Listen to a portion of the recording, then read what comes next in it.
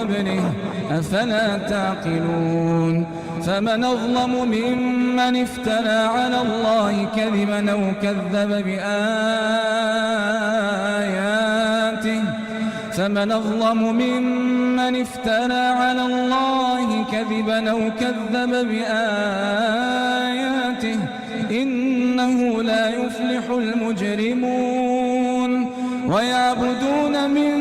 دون الله ما لا يضرهم ولا ينفعهم ويقولون هؤلاء شفعاؤنا